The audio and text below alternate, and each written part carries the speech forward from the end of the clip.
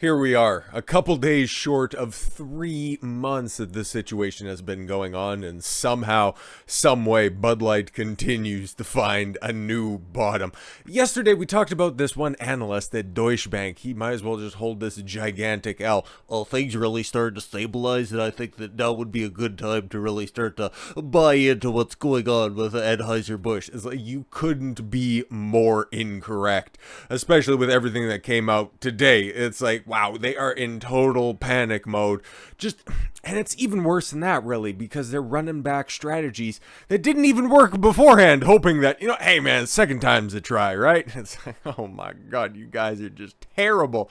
Bud Light sales reach new weekly low following Dylan Mulvaney fiasco. Sales of Bud Light suffered, and not just Bud Light, okay? If you read ahead a little bit, this is actually for the entire brand, quite possibly the worst week on record, and we're heading right into the depths of summer. Like, it just eclipsed. Okay, coming up, Independence Day, as everybody knows, the first official holiday of the summer. Now you're going to have all the frat kids, all the real big parties start to kick off now. And oh my lord, and you guys, your name is dirt at this point in time. So any port in a storm, I guess. Anyways, sales of Bud Light suffered their steepest weekly drop yet since the beer brand launched its disastrous tie-up with transgender social media influencer Dylan Mulvaney. Just in case, over the past, I guess, holy shit, we're at 12 weeks. If you've been living under a rock for that long, okay, this all had to do with just your favorite trans influencer. About the only one that you can really make mention of. All this stuff started up when Bud Light wanted to reach a new audience by sponsoring Dylan Mulvaney to promote March Madness NCAA basketball tournament. That's how long this has been going on for, and it's a perpetual hilarity machine because, okay, we seen yesterday, and especially over the weekend, the Toronto Pride Parade and all of that just absolute degeneracy. Apology after non-apology after non-apology from all the executives, all the CEOs, continuing to drop in the sales charts. All of the memes of all of the different liquor shelves that are completely empty except for the Anheuser-Busch products. And you guys still haven't even hit the bottom. Yeah. It's great on so many different fronts, just as long as, you're not an Anheuser-Busch stockholder. In the week ending June 17th, sales of Anheuser-Busch brand fell an eye-popping 28.5% versus a year ago, according to the most recent sales figures issued by Bump Williams Consulting and Nielsen IQ, the guys who have been tracking all this stuff for as long as they've been tracking this stuff. That eclipses last week's 26.8% decline. Yeah, but I thought everything was stable enough. Oh man, Deutsche Bank, the first time that you hear about them, and they are just wrongly assessing this situation. Oi, we can I don't know why they're Australian, but we can just go ahead and we can figure out that the losses for Bud Light will be between the 15 and 20% range going forward. It's like, well, it kind of looks like it's north of that, about a quarter to about 30% now, and if those trends continue, especially during the summer, oh yeah, it's going to be worse than that. You're going to have to run back and rejigger those numbers, Chancellor. That Bud Light's sister brands under the Anheuser-Busch umbrella also experienced lagging sales in the 7-day period, which ended June 17th, according to the data. And this is where I think it's probably the worst for them because, okay, they have so many different brands under their umbrella, and in the long-term scheme, I hate to be, that guy, but also point out that the number 2 beer in the world, or in America at least, Modelo, well, Anheuser-Busch doesn't have distribution rights within the continental United States. They do have international distribution rights, and also, like I said, there are, two dozen different brands under their umbrella. They can ultimately weather the storm when it comes to one, but the moment that starts to permeate the rest of their business, then they're starting to be in trouble. So it looks like Dylan Mulvaney might be responsible for killing off the Budweiser brand. Jeez. Sales of Budweiser dropped 12.3%. Yo, just for simple name similarity.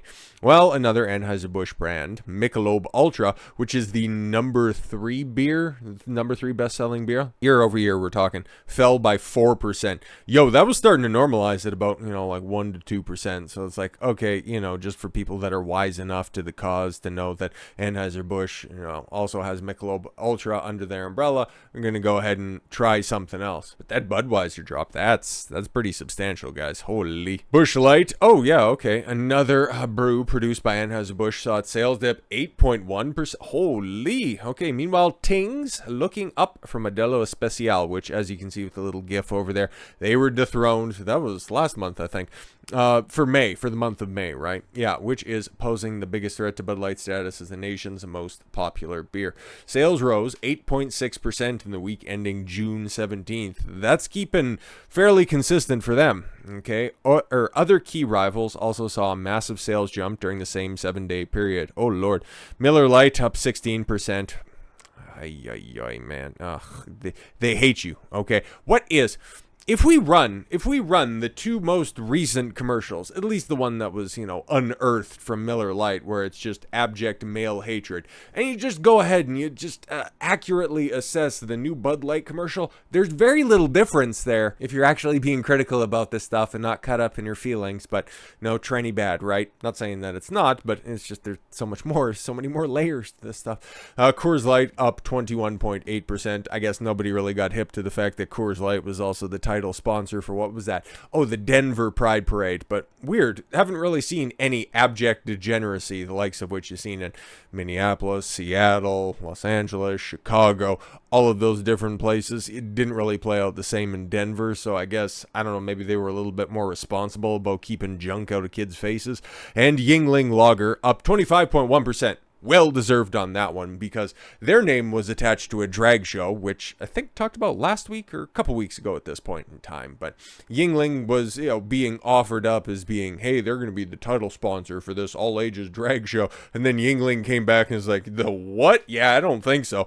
Offered an explanation on that. It's like, no, we're working with the title organizers of that, and we sponsor the overarching festival. It was a music festival in Western Pennsylvania, right? I think. They said, yeah, no, we've had the naming rights to the event, not to this little subsection. So yeah, it's fine if you want to have your weirdo drag show. You just go be you, but over there, away from the kids, over the age of 21. That's our audience. We don't mess around with anything else. And it's like, W. Yingling. And plus, you guys have a fun name to say anyways, even though I don't drink beer.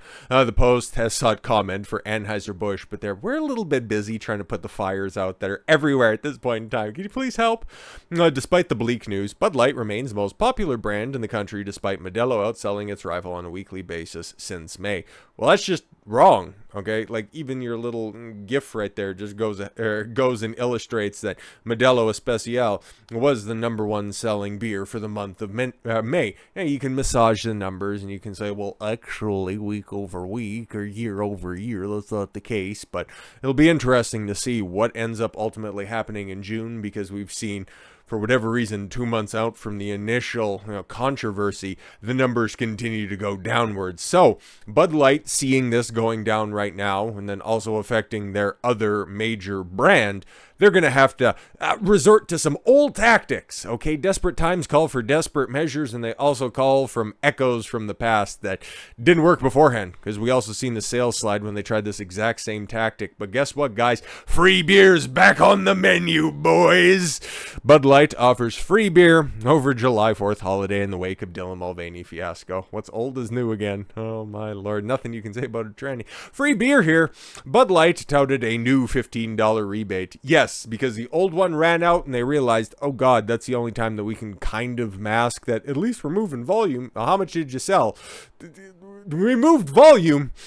So they're going to try to run it back. And are you guys going to try to pad out every single holiday this summer? Because, ooh, Lordy, that's going to be a bit tough. You can do it for 1 year, but Oh my God, eventually, you're going to have to give up the ghost and the smoke is eventually going to dissipate. The nation's top selling beer was forced to resort to another giveaway gimmick as sales plunged another 28.5%, as we talked about for the week ending June 17th.